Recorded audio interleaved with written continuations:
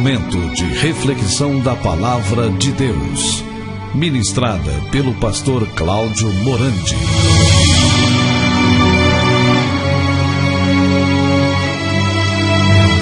Amados, queridos ouvintes, que alegria mais uma vez podermos abrir as nossas Bíblias para meditarmos um pouquinho naquilo que o Pai tem para esta oportunidade para as nossas vidas, ok? E o tema desta manhã vamos tratar sobre qual é a sua busca. Então vamos abrir as nossas Bíblias em nome do Senhor Jesus Cristo, na primeira carta aos Coríntios, de Paulo aos Coríntios, no capítulo 15, no versículo 10. 1 Coríntios 15, 10, assim diz a palavra de Deus.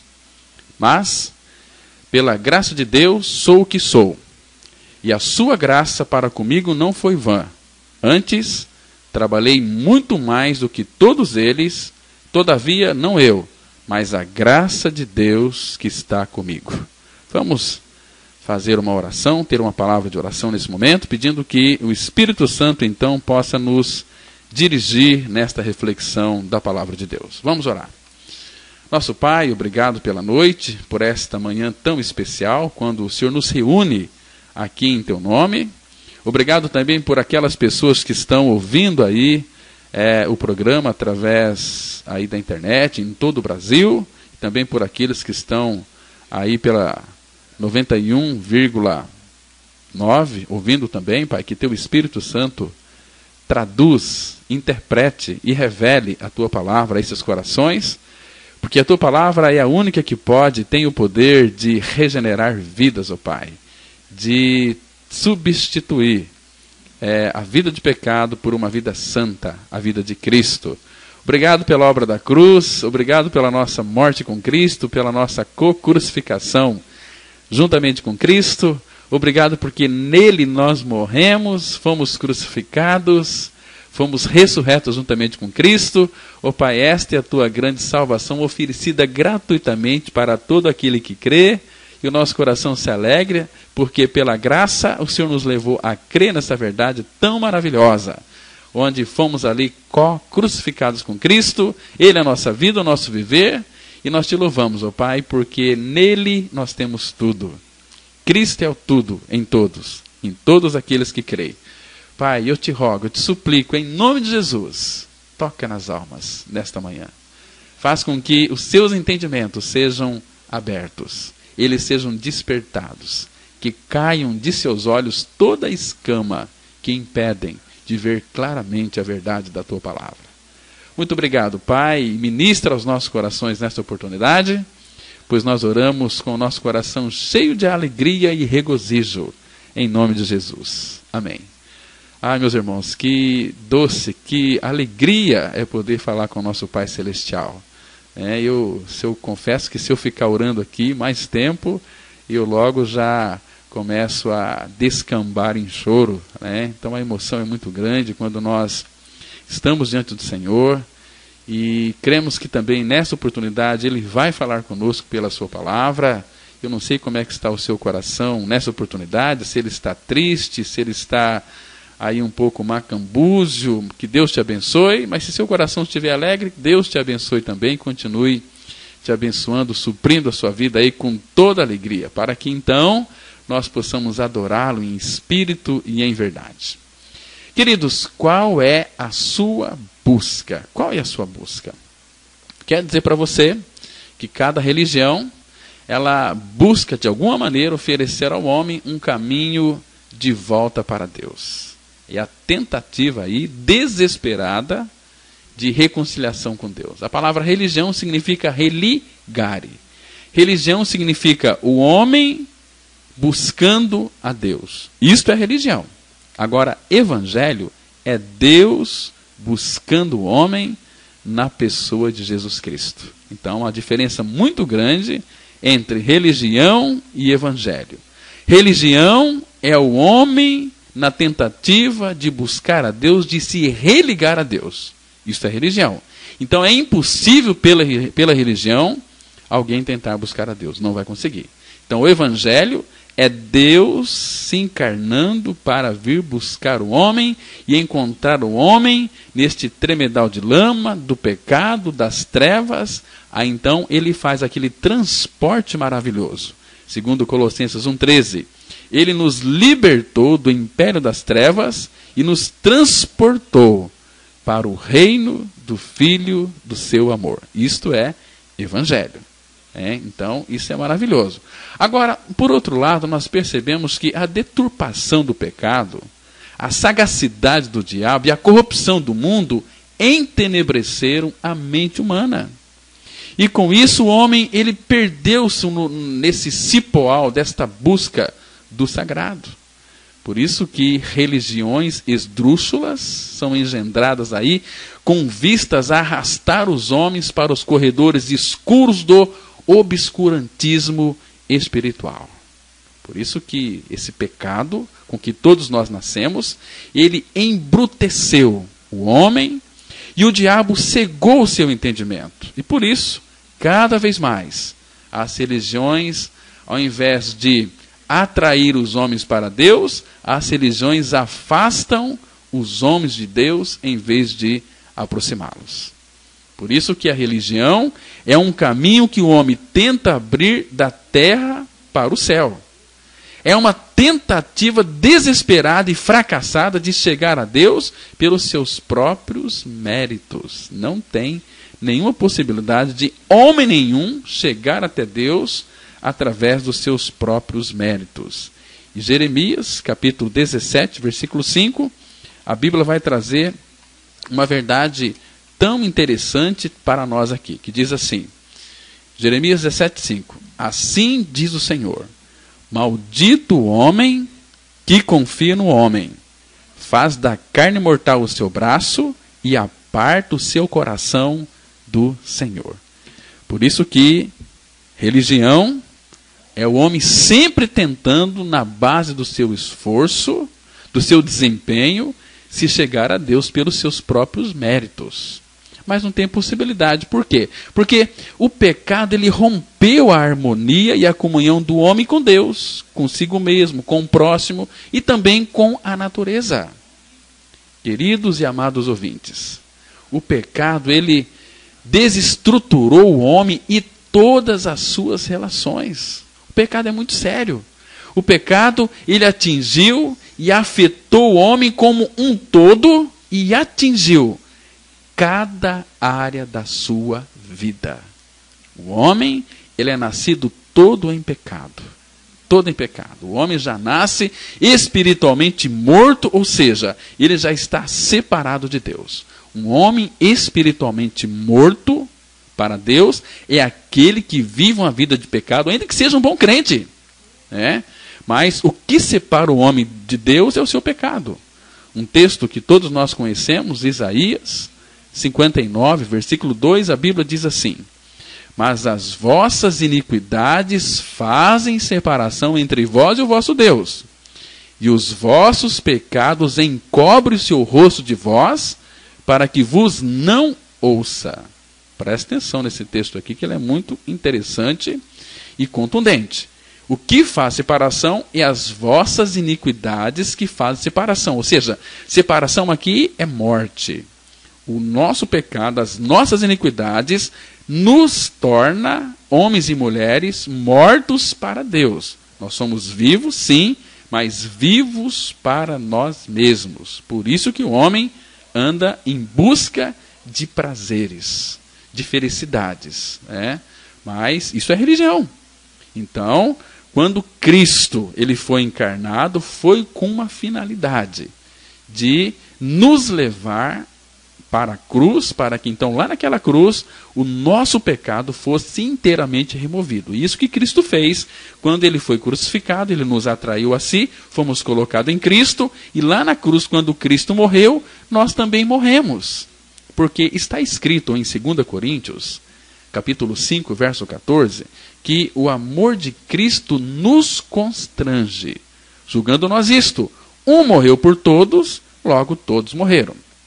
Eu quero que você observe nesse texto aqui, de 2 Coríntios 5,14, que Jesus morreu por todos e que Consequentemente, todos aqueles que creem também morreram. Então, se uma pessoa morreu para o pecado, ela pode viver para Deus. Não existe nenhuma possibilidade de um homem viver para Deus se ele não tiver uma experiência de morte para o pecado. Por isso que a cruz veio crucificar o nosso homem velho, para que o corpo do pecado seja então destruído, para que não sirvamos mais o pecado como escravos. Nós morremos para o pecado. Tem tantos crentes aí lutando contra o pecado, nunca irá conseguir vencer o pecado. O pecado, ele não terá domínio sobre nós quando nós cremos na nossa morte com Cristo para ele. Aí somos libertos do pecado. É por isso, meus irmãos, que a graça de Deus, ela não encontra homens aptos para a salvação. Mas a graça vai tornar esses homens aptos para receber a salvação pela graça. E as pessoas salvas, elas são o que são pelo poder vivo da graça de Deus. E os salvos, eles não se caracterizam por seus próprios méritos, mas pela graça do mediador Jesus Cristo. Queridos, se você creu que foi atraído, incluído, crucificado e morto com Cristo, você pode confessar que você é uma nova criatura em Cristo Jesus pela graça de Deus. E tudo que o cristão é e tem, só existe pela graça. Como pela graça de Deus, somos o que somos, filhos de Deus. E também por sua graça é que não somos o que não somos. A graça, ela desfaz o que éramos pecadores, destinados ao inferno. Então a graça, ela desfaz o que nós éramos. E nos torna o que nós somos hoje, filhos e filhas de Deus em Cristo. Irmãos, entenda uma coisa, que assim como a graça realiza em nós o que somos, realiza por nós o que eu e você fazemos. Isso é muito importante nós compreendermos. Porque no reino de Deus, os santos não fazem suas obras por iniciativa própria, nem com esforço próprio. Porque se for por esforço próprio, maldito o homem que confia no homem e faz do seu braço carnal a sua força. Por isso que a nossa eficiência, a minha e a sua eficiência, sem a suficiência de Deus, é apenas deficiência. Primeiro, Deus ele realiza uma obra em nós pela graça. E depois, por meio desta mesma graça, ele realiza uma obra através de mim e através de você, através de todos nós. A graça, meus amados, ela trabalha em nós para que possamos trabalhar pela graça. Nós fazemos as obras, mas é Deus, ele opera em mim e em você a realização das obras. Por isso que Deus chama os homens pela sua graça. E por esta mesma graça o transforma e os envia ao mundo. Para qual finalidade? A fim de que esses homens possam realizar uma tarefa que a graça irá sustentar e concretizar. Amados, todos os gigantes de Deus foram homens fracos e que fizeram grandes coisas para Deus porque se basearam na presença divina com eles. Agora, quando Deus, pela graça, chama alguém, ele sustenta. E essa graça, meus amados, ela é suficiente para sustentar e realizar tudo aquilo que Deus tem estabelecido na sua palavra. Então, nós não vivemos mais na dependência nossa, mas na dependência da graça de Deus. E a essência da doutrina da graça é que Deus é por nós. Se Deus é por nós, quem será contra nós? Então, ele é por nós em todas as coisas. Quando Deus salva uma pessoa por sua graça, ele também capacita essa pessoa. Assim, Deus ele qualifica aqueles a quem ele chama. Amados, entendamos uma coisa, que não é possível alguém ser salvo pela graça sem ser também habilitado por esta mesma graça para a tarefa que Deus tem chamado. Deus chama, Deus salva, Deus santifica, Deus envia e Deus sustenta pela graça. Pela graça. Então, amados, Todos os homens de Deus que realizaram a obra de Deus foram apenas homens que se submeteram ao tratamento da graça, deixando a glória para aquele que tudo operou. Por isso que a graça, ela leva o homem a depender por completo de Deus, e não só isso, e também a fazer toda a sua obra na dependência da soberania e poder de Deus. Amados, isso é tão importante nós observarmos isso, que é a graça, é essa graça quem impulsiona todo filho de Deus a orar. E sem oração não pode haver ministério cristão. Mas a oração, entendamos uma coisa, a oração, ela não pode ser um grande esforço do espírito humano. Por quê? Porque se a nossa oração é uma iniciativa de nossa alma, logo se tornará um enfadonho exercício. E nós sabemos que a maioria dos crentes não oram, não tem prazer na oração, porque não tem prazer em Deus, não tem prazer no Filho, não tem prazer no Espírito Santo, não tem prazer na sua palavra. Nós vamos encontrar muita pouca gente que ora. Orar aí por mero dever é algo insuportável para o coração humano. Somente os santos, aqueles que creram, que morreram e ressuscitaram com Cristo, são santos. E estes oram com prazer e espontaneamente em cada momento. Meus queridos e amados ouvintes, a graça, ela nos move à oração como os ventos estimulam as velas do barco. Agora, por outro lado, tentar fazer aí qualquer trabalho para Deus sem oração é tão inútil como tentar lançar aí um satélite com um estilingue. Mas a oração, fruto de um esforço sem a graça, é uma tarefa desgastante, desanimadora, frustrante, incômoda e aborrecida. Agora, a verdadeira, a autêntica, a genuína vida cristã é uma expressão graciosa que nos move a orar voluntariamente e prazerosamente. Porém, orar sem trabalhar é zombar de Deus. E trabalhar sem orar é roubar de Deus a sua glória. Por isso que o serviço da graça envolve oração e ação. E nós não podemos somente orar sem trabalhar, pois isso negaria a ordenança de Deus. Lá em Gênesis 3,19 a palavra fala que no suor do teu rosto comerás o teu pão. Então, oração é um trabalho, mas tem que ser um trabalho gracioso, voluntário, ser escravo do amor. Ser um trabalhador por amor ao Senhor. E também trabalhar sem orar torna Deus dispensável, não é verdade? Temos que orar e trabalhar. A graça de Deus, ela nos habilita, orando no trabalho, e trabalhando em oração para realizar os propósitos que a graça determina. Por favor, queridos, quando você for orar, não ore pedindo uma vida fácil. Ora para ser um homem mais forte. Não ore pedindo aí uma tarefa equivalente às suas forças.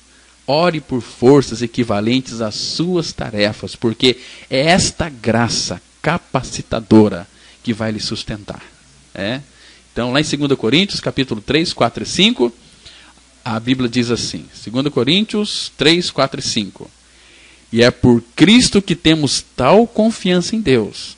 Não que sejamos capazes por nós de pensar alguma coisa como se de nós mesmos, mas a nossa capacidade vem de Deus. Ou seja, a nossa suficiência vem de Deus. Então, pela graça de Deus, essa graça, ela nos aperfeiçoa e ainda também nos coloca nas tarefas mais arrojadas desta vida. Deus, meus amados, Ele não pergunta sobre a nossa capacidade ou sobre a nossa incapacidade, mas Ele quer saber se eu e você, se nós estamos à sua disposição. Se nós estivermos à sua disposição, você pode ter certeza, Ele vai lhe capacitar a realizar qualquer tarefa, em primeiro lugar, para Ele. Por isso que não há desculpas para aqueles que se entregam à graça de Deus. A graça transforma fichas em moedas de ouro. A graça transforma pedregulhos em pérolas. A graça transforma doença em saúde, fraqueza em força e miséria em abundância. Isso é que a graça faz. Em 2 Coríntios, capítulo 12, versículo 9, está escrito assim. Quando Paulo ali, né, ele fez aquela oração, orando 3 vezes ao Senhor, para que arrancasse dele aquele espinho da carne. Veja o que Deus respondeu. 2 Coríntios 12, verso 9. A minha graça te basta, porque o meu poder se aperfeiçoa na fraqueza. Por isso, de boa vontade, antes me gloriarei nas minhas fraquezas, a fim de que repouse sobre mim o poder de Cristo. O poder de Cristo. E ele diz lá, no versículo 10, aí logo na sequência, você pode acompanhar na sua Bíblia, 2 Coríntios, capítulo 12, né? Vamos ler agora também o versículo 10, nós lemos aqui o 9, agora 12, 10, a Bíblia diz assim, olha que interessante. Pelo que sinto prazer nas fraquezas, nas injúrias, nas necessidades, nas perseguições, nas angústias, por amor de Cristo. Porque quando sou fraco, então é que sou forte. Ou seja, quando eu não posso, é aí que Deus pode. Por isso que a fraqueza do homem, ela é a perfeita possibilidade do Deus onipotente operar. Então, irmãos, é na nossa fraqueza. E aqui, fraqueza é uma fraqueza extrema. Deus só pode operar o seu poder em alguém que morreu com ele. Um fraco, na dependência total de Deus, essa pessoa é um gigante nas suas mãos. O vaso cheio, vocês sabem, ele não pode ser enchido. Não é assim? Mas aquele que se encontra vazio está na boa condição de ser usado e enchido pelo Espírito Santo de Deus.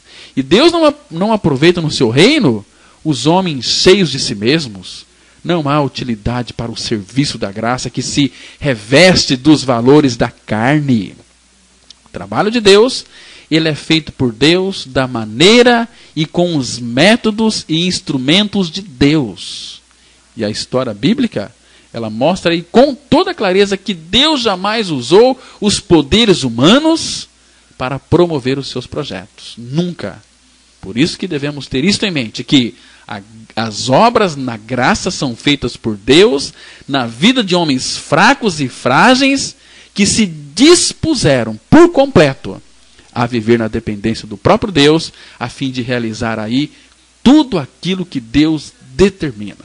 Por isso que Filipenses 4,13, a Bíblia diz com tanta clareza: posso todas as coisas naquele que me fortalece. Então, pensar que você não pode fazer nada é quase tão arrogante quanto pensar que você pode fazer tudo. Por isso que esta maravilhosa graça, a graça de Deus, ela nos transforma na salvação e nos habilita de tal modo que eu e você podemos fazer tudo aquilo que Deus estabelece em seu programa. Agora, a nossa humildade, ela serve-nos falsamente quando nos leva a fugir de qualquer dever. A desculpa aí de inaptidão ou incapacidade é totalmente insignificante para nos desculpar. Por isso que, meus irmãos, os mensageiros de Deus são também instrumentalizados por Deus para desenvolver aí as suas tarefas que a graça patrocina, que a graça afiança. Não há ócio no estilo da graça. As pessoas que foram alcançadas pela graça, eles não são preguiçosos, porque eles sabem de onde foram tirados. Do império das trevas, do pecado, do mundo, da morte, do diabo. Como que essa pessoa pode viver uma vida de preguiça? Embora tenha tantos crentes aí preguiçosos, isso não existe na face da terra. Isso não existe no reino espiritual. Homens e mulheres que se dizem crentes, que não leem a Bíblia. Eu conheço muita gente que não lê a Bíblia. São crentes. Agora, quando Deus quer um obreiro, uma obreira, chama um obreiro, ele chama pela graça. E não há desculpas por falta de capacidade e nem por falta de tempo. Deus nunca escolheu vadios ou inativos para o seu ministério. Por quê? Porque Deus não precisa de seus talentos humanos, de sua sabedoria humana, da santidade na base do esforço e pela força. Pelo contrário, você em fraqueza precisa desesperadamente do poder do seu Espírito em seus trabalhos. Por isso que a obra na graça é a obra de Deus em nós e suas obras por meio de nós. Tanto é que a verdade ela mostra que os homens na graça são os mais ativos e dirigentes que existem, pois realizam o maior número de obras com o poder da graça de Deus dentro do tempo que a graça estabelece para o louvor e glória de Deus. Agora, se o trabalho é feito em nome de Cristo ou com o seu poder e supervisão, a honra é devida ao seu nome, ao nome de Cristo. Nós não temos que buscar aplausos. A glória não é nossa, a glória é de Cristo. E todos os mandamentos de Cristo são atos da graça. Por isso, é um privilégio estar ocupado com eles. Efésios 3:20, a Bíblia vai dizer assim: ora, aquele que é poderoso para fazer infinitamente mais, além de tudo aquilo que pedimos ou pensamos, segundo o seu poder que opera em nós. Ora, aquele que é poderoso para fazer. Ele que vai fazer em nós. Por isso que a gente vê tantos crentes frustrados, tantos crentes cansados, tantos crentes que, meus irmãos, já estão desanimados, desigrejados, né? Porque nunca entenderam realmente a graça de Deus. Qual é a sua busca, meu querido irmão? Qual é a sua busca? Então, que você não venha depender aí dos seus próprios esforços, mas venha depender do Senhor. Porque aquele que foi criado à imagem e semelhança de Deus tornou-se um ser duvidoso, incerto, confuso e contraditório, que é Adão. Agora, de dentro do coração do homem vaza uma torrente caudalosa de sujidades. Coração do homem, o homem ele é podre. O homem sem Cristo, por mais que religioso que ele seja, ele é podre. Vamos ver como é que está o coração do homem sem a vida de Cristo. Ele pode estar lá na igreja cantando, louvando, às vezes até pregando a Bíblia. Mas se não tiver aí a certeza do seu novo nascimento em Cristo, do seu coração trocado, ele está ali cada vez mais aí empenhado aí nas suas sujidades, encobrindo, sendo aí como é que fala aqui? Quando camufla, né? Aquele bicho que muda de cor, esse camaleão. Na igreja ele está verdinho, bonito, mas lá em casa ele é marrom. Né? Mas tudo isso, porque o coração do homem é podre, é cheio de sujidades. Lá em Marcos capítulo 7, 21 e 22 e 23, Jesus ele faz um diagnóstico de como está o coração do homem sem Cristo. Eu vou ler para você aqui, Marcos capítulo 7, de 21 a 23. Veja se você se enquadra dentro dessa prescrição bíblica aqui. Diz assim a palavra: porque de dentro do coração dos homens é que procedem os maus desígnios, a prostituição, os furtos, os homicídios, os adultérios, a avareza, as malícias, o dolo, a lascívia, a inveja, a blasfêmia, a soberba, a loucura. Ora, todos estes males vêm de dentro e contaminam o homem. Se estes males vêm de dentro, porque está dentro do coração do homem, você percebe que para você ser liberto deste coração perverso e corrupto, você tem que não frequentar uma igreja, não ser batizado, não aceitar Jesus. Você tem que crer na sua morte com Cristo.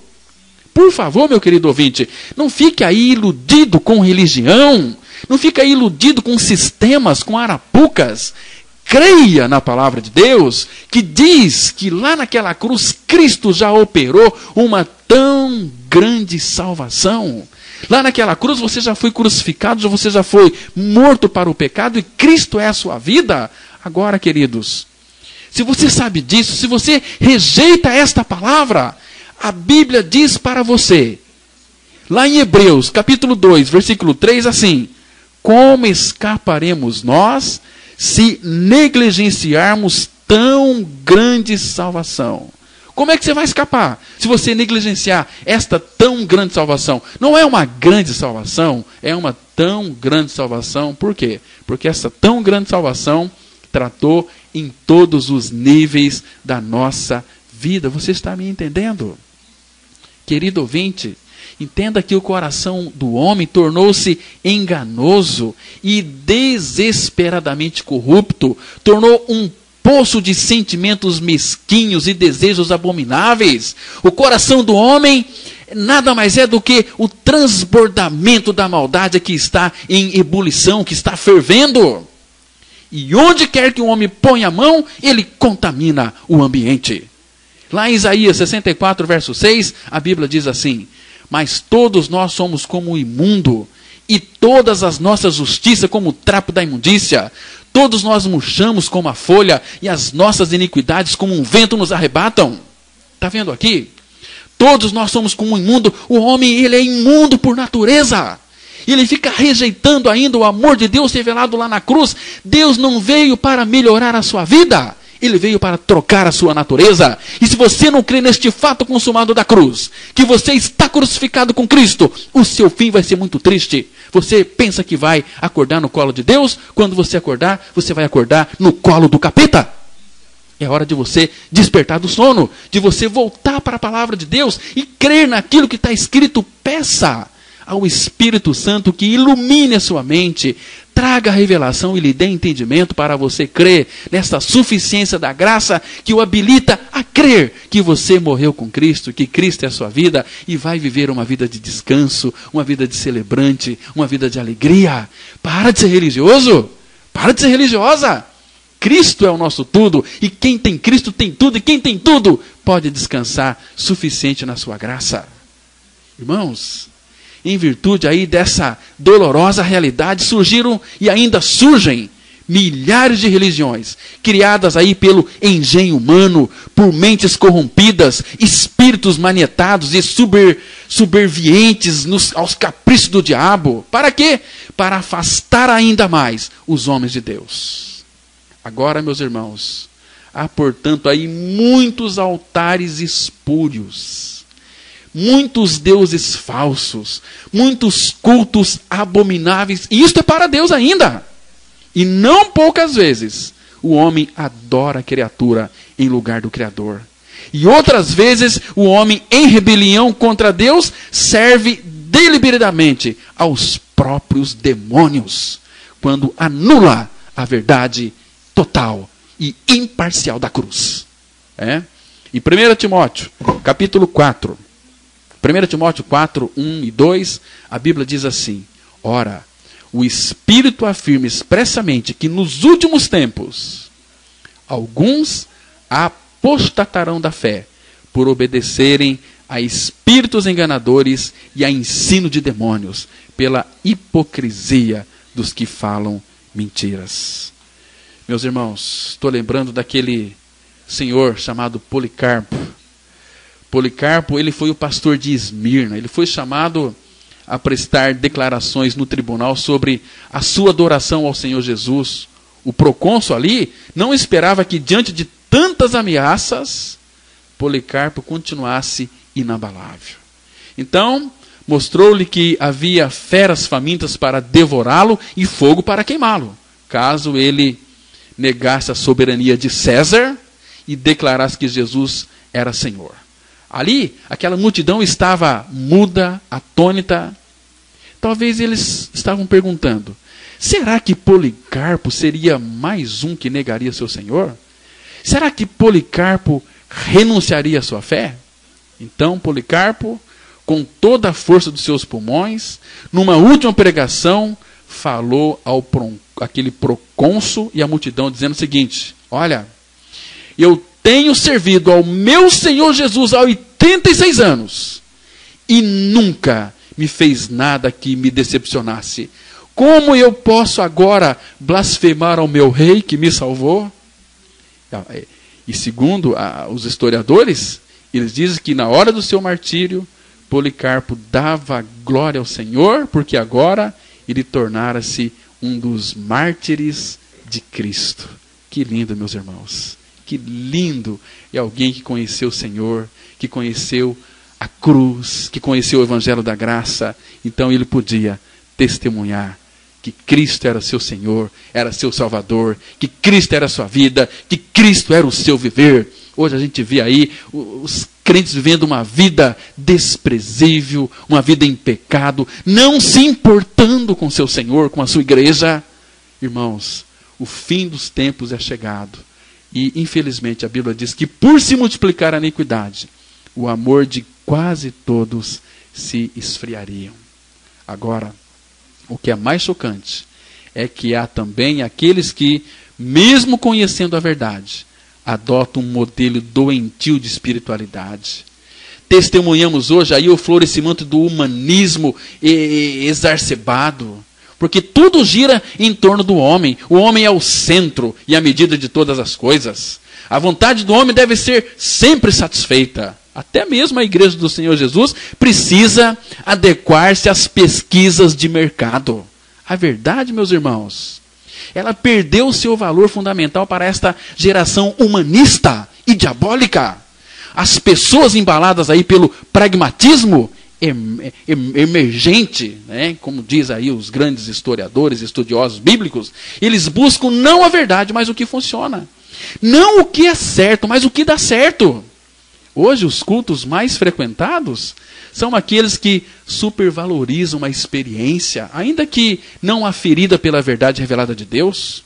O que prevalece hoje? É o subjetivismo. O que está em voga hoje não é o estudo sério, analítico e profundo da Bíblia, mas uma consulta superficial, mística e sentimental da palavra de Deus. Só isso. Isso, meus irmãos, é recusar a ouvir a palavra do Senhor. E quem se recusa a dar ouvido à verdade da palavra, a Bíblia diz que é um povo maligno. Você pode conferir na sua Bíblia, lá em Jeremias, capítulo 13, versículo 10, está escrito assim: este povo maligno que se recusa a ouvir as minhas palavras, que caminha segundo a dureza do seu coração e anda após outros deuses para os servir e adorar. Povo maligno é aquele povo religioso, crente, mas que se recusa a ouvir a palavra de Deus. É um povo maligno. Meus queridos e amados ouvintes, o estudo da Bíblia passou a ser nos dias de hoje irrelevante. O que importa é o que o Espírito revela ali no momento através de pessoas inspiradas, entre aspas, né? A luz interior tornou-se mais importante do que a revelação escrita de Deus. As pessoas estão ávidas para ouvir os profetas do subjetivismo e os intérpretes de sonhos, em vez de examinar a palavra da verdade. Corre atrás do místico, não da verdade. Que sabedoria é essa que eles têm? Jeremias 8:9, a Bíblia diz assim: os sábios serão envergonhados, aterrorizados e presos, eis que rejeitaram a palavra do Senhor. Que sabedoria é essa que eles têm? Diz a palavra lá em Jeremias 8, verso 9. Por favor, confira aí na sua Bíblia. Não fica aí com preguiça. Agora, em virtude aí desse desvio, sabe o que floresce no meio evangélico? É uma procura cada vez maior por profetas e profetisas que possam interpretar sonhos e visões e trazer direto para o povo os mistérios da vontade de Deus, não é isso? Por isso que esses aí, mergulhados cada vez mais em um analfabetismo bíblico, os incautos fluem aos borbotões para esses redutos, né? E enchem, absorvendo aí, sem questionar todo o ensino que brota do enganoso coração humano, em vez de beber da água limpa que jorra das Escrituras Sagradas. São pessoas que estão cavando cisternas rotas e abandonam a fonte das águas vivas. Jeremias, capítulo 2, verso 13, a Bíblia diz assim: porque 2 males cometeu o meu povo. A mim me deixaram o manancial de águas vivas e cavaram cisternas rotas que não retêm água. Amados e queridos ouvintes, o que está na raiz dessa tendência é o homem no cêntrico, é o homem no centro, é o antropocentrismo idolátrico. Porque a preocupação do homem moderno é agradar a si mesmo e não a Deus. Ele quer sentir-se bem, quer ter experiências arrebatadoras. O homem moderno, ele busca experiências que lhe provoquem calafrios na espinha. ele tem sede do sobrenatural. Este homem está ávido por ver sinais e maravilhas e anda atrás de milagres. Para o homem moderno, a palavra precisa apelar não à sua razão, mas às suas emoções, né? E ele chora, e é de Deus, é pura emoção, né? Por isso que esse homem, ele não quer conhecer, ele quer sentir. O culto não é racional, é sensorial. A sua mente está embotada, a sua razão adormecida. Não importa o que as pessoas falem, desde que ele experimente uma catarse. Uma catarse é uma purificação psicológica. Parece com a verdade, mas não tem nada a ver com a verdade. Então, esse homem, ele não quer julgar os fatos, porque para ele, tudo que parece ser sobrenatural é bom. Não importa, desde que venha de Deus. Quando se fala em Deus, tudo fala de Deus, então eu quero aqui, para mim, né? Por isso que o místico, ele sobrepujou a verdade. E o sentimento desse místico prevaleceu sobre a razão. Por isso que as emoções assentaram-se no trono, não a vida de fé, né? Elas têm a última palavra, não a verdade da palavra, não Deus, mas elas. Então, para muitas pessoas, o cristianismo está se transformando em um ópio, um narcótico que anestesia a alma e coloca em sono profundo as grandes inquietações da mente. Queridos, não é hora de despertarmos do sono? O apóstolo Paulo, em Romanos capítulo 13, versículo 11, ele diz o seguinte: e digo isto a vós outros que conheceis o tempo, já é hora de vos despertardes do sono, porque a nossa salvação está agora mais perto do que quando no princípio cremos. Está vendo?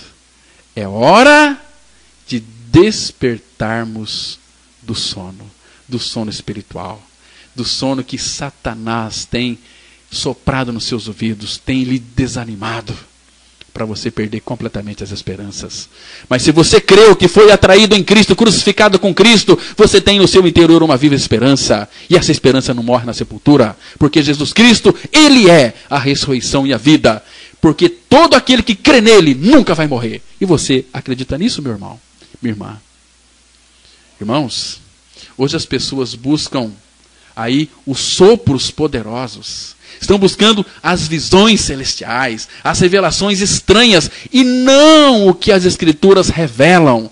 Estão buscando as experiências arrebatadoras, as emoções fortes, mas continuam cada vez mais vazias, frustradas, tristes e doentes. Essa espiritualidade encenada e teatral traz fogo estranho diante do Senhor. Os filhos de Arão chegaram com fogo estranho diante do Senhor. Deus os destruiu e lhes rejeitou o culto. Por quê? Porque todo fogo estranho é abominação ao Senhor. E não adianta ter um culto carismático se a vida do adorador é imoral. Não adianta expulsar demônios se o exorcista é desonesto em seus negócios.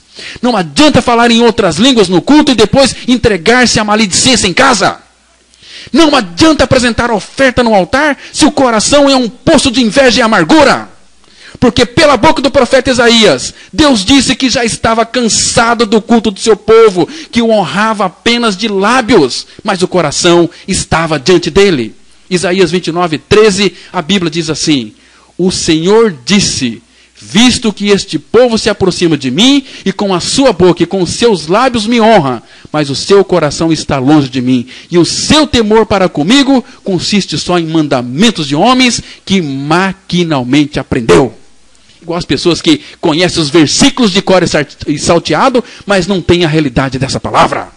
São crentes mequetrefe, de meia sola. Eu sei que essa palavra dói, machuca, mas se você crê, ela te cura e te liberta. E você vai ser um celebrante, um cristão verdadeiro, com os olhos abertos e celebrando a vida de Cristo em você.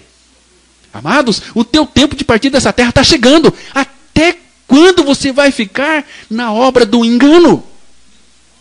É tempo de buscar a Deus, porque Ele já nos buscou em seu Filho Jesus Cristo e nos deu condições para buscá-lo. Nós, sem termos nenhuma condição de ir até Ele, Jesus Cristo nos atraiu na cruz, fazendo morrer o nosso velho homem. olha, graças ao Senhor, o nosso pecado foi removido na cruz, no corpo santo de Jesus Cristo. Fomos feitos idôneos para sermos igreja gloriosa. Fomos comprados por um alto preço. Jesus morreu a nossa morte e nos deu a sua vida santa e ressurreta. Fomos crucificados com Cristo e levamos o seu morrer todos os dias. Amados ouvintes, esta é a fé identificadora do cristão verdadeiro. É nela que se percebe a qualidade do testemunho revelado ao mundo, que se norteiam os caminhos da vida transformada e que se encaminha o salvo para a glória e recompensa eterna. E Colossenses 1,12, a Bíblia diz assim: dando graças ao Pai que nos fez idôneos a parte que nos cabe da herança dos santos na luz. Que versículo lindo! Dando graças ao Pai que nos fez idôneos, que nos fez capaz para isso. Ah, meus irmãos, que maravilhoso é o nosso Senhor. Que palavra linda Ele tem revelado aos nossos corações. Então, nós não devemos perder tempo. Por quê? Porque o desejo do diabo é que você morra. A morte é disseminada por ele. Ainda que você, como um cristão, vá para o céu, o diabo quer que você morra. Pois para ele é melhor você morrer e ir para o céu do que ficar vivo como um cristão verdadeiro aqui na terra, orando, louvando e testemunhando e pregando a Cristo crucificado. Por quê? Quando nós pregamos a Cristo crucificado, as pessoas são libertas. Libertas do pecado, libertas delas mesmas, libertas da religião. Então, qual é a sua busca? Qual é a sua busca? Deus já nos buscou em Cristo e nos deu a condição para buscá-lo. Lá em Romanos 3,10 a palavra fala que não há ninguém que entenda, não há ninguém que busque a Deus, todos se extraviaram. Se você está tendo esta oportunidade de ouvir esta mensagem hoje, é porque Deus está lhe buscando. Deus, pelo seu Espírito, está lhe chamando a sua atenção. Quer que você volte para Ele e creia na palavra, que você já está crucificado com Cristo, que você morreu e que Cristo é a sua vida. Esta é a palavra verdadeira de Deus, que nos liberta, que nos regenera, que nos salva, que nos traz alegria, que nos traz amor, que nos traz paz, porque tudo isso é Cristo. Amém? Amém. Vamos, nesse momento, ter uma palavra de oração. Vamos orar. Nosso Pai, que alegria poder receber de Ti, Pai, toda a sabedoria e entendimento dos altos céus. Quem seria nós se não fosse o Senhor vir nos buscar? Nós podemos Te buscar porque o Senhor nos buscou em Cristo e nos deu condição para buscá-lo. Oh, meu Pai, que assim também seja com todos aqueles que nos ouviram nessa oportunidade. Que Teu Espírito Santo possa revelar essa verdade nos corações, oh Pai. Que esta palavra não volte vazia, mas que faz aquilo que lhe apraz e prospere para a qual foi designada. Oh, meu Pai, traz entendimento para o Teu povo. O povo com coração duro, com coração empedernido. A Tua palavra diz que é fogo e martelo que esmiuça, que quebra a pedra desses corações empedernidos, duros. Faça essa obra, Pai. Tem misericórdia do Teu povo. Nós estamos vivendo os últimos dias, os últimos tempos. É tempo de salvação, meu Pai. Nós estamos gritando aqui salvação. Salvação, salvação. Pai, abre os olhos do Teu povo, por misericórdia. Por misericórdia. É a nossa oração. Em nome do Senhor Jesus Cristo. Amém. Glória a Deus. Amados, já chegamos ao final do programa Mensagem da Cruz. Essa mensagem, como todas as outras, foi gravada. Você pode adquiri-la gratuitamente ligando para o 3215-7508. 3215-7508. Só ligar, nós vamos lhe dar esse presente para você, ok? Que Deus ilumine a sua vida e revele essa palavra ao seu coração. Bom dia para vocês, que a graça e a paz do Senhor Jesus esteja com vocês. Amém.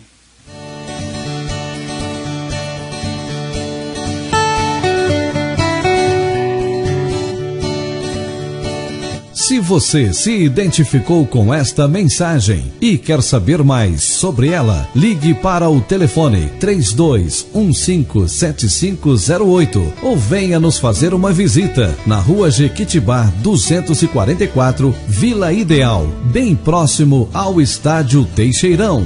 Cultos todas as quintas-feiras às 20 horas e aos domingos às 9 e às 19 horas. Tenham todos um dia abençoado pelo Senhor e até o próximo programa. Graça e paz.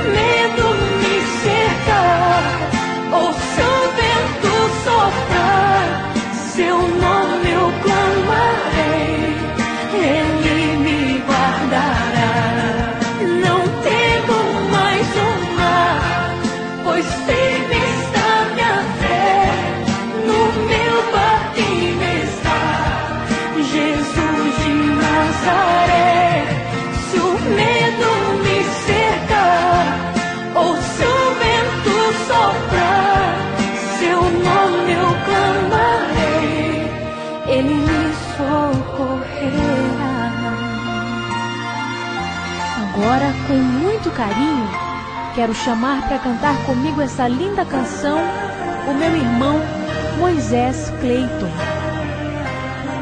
É um prazer para mim. O vento balançou meu barco em alto mar, o medo me cercou e quis me afogar.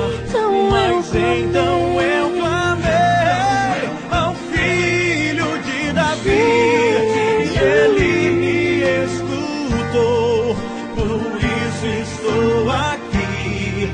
O vento ele acalmou, o medo repreendeu.